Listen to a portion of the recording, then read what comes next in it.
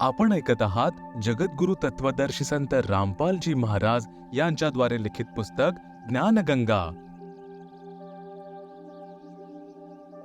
काय आहे तीनही गुण? सप्रमाण।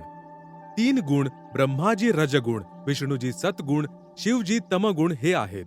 ब्रह्म म्हणजे काल आणि प्रकृती म्हणजे दुर्गा यांच्यापासून उत्पन्न झालेले आहेत, तसेच तिघेही नाशवान आहेत।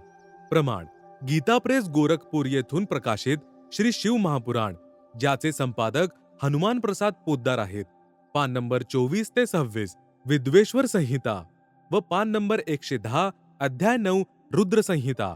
अशा प्रकारे ब्रह्मा, विष्णू आणि शिव या तीनही देवतांमध्ये गुण आहेत, परंतु शिव म्हणजे ब्रह्मकाल गुणातीत म्हटला गेला आहे। दुसरे प्रमाण: गीता प्रेस गोरखपूर येथून प्रकाशित श्रीमद देवी भागवत पुराण, ज्याचे संपादक आहेत श्री हनुमान प्रसाद पोद्दार, चिमनलाल गोस्वामी, तिसरा स्कंद अध्याय 5 पान नंबर 123। भगवान विष्णू हे दुर्गेची स्तुती करताना म्हणतात की मी म्हणजे विष्णू, ब्रह्मा तसेच शंकर तुमच्याच कृपेने विद्यमान आहोत। आमचा आविर्भाव म्हणजे जन्म तसेच तिरोभाव म्हणजे मृत्यू होतो। आम्ही नित्य म्हणजे अविनाशी नाही आहोत। तूच नित्य आहेस, जगज्जननी आहेस, प्रकृती आणि सनातनी देवी आहेस।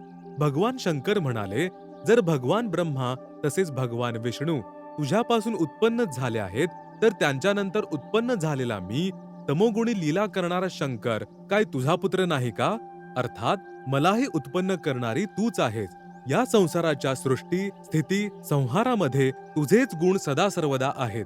याच तिन्ही गुणांपासून उत्पन्न आम्ही ब्रह्मा, विष्णू व शंकर नियमानुसार कार्यात तत्पर असतो। उपरोक्त हे विवरण केवळ हिंदीमध्ये अनुवादित श्रीदेवी महापुराण मधून आहे, ज्यामध्ये काही तथ्ये लपवलेली आहेत।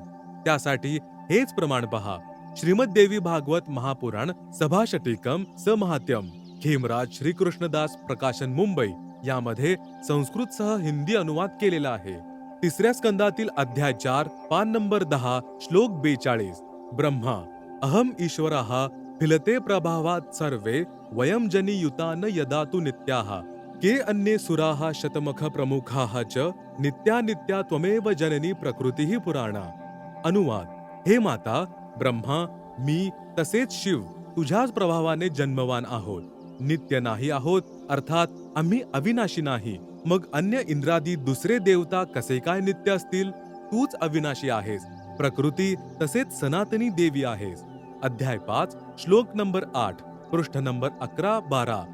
यदि दयार्द्रमना न सदांबिके कथमहं विहितः च तमोगुणः कमलजश्च रजोगुण संभवः सुविहितः किमु सत्वगुणो हरिः।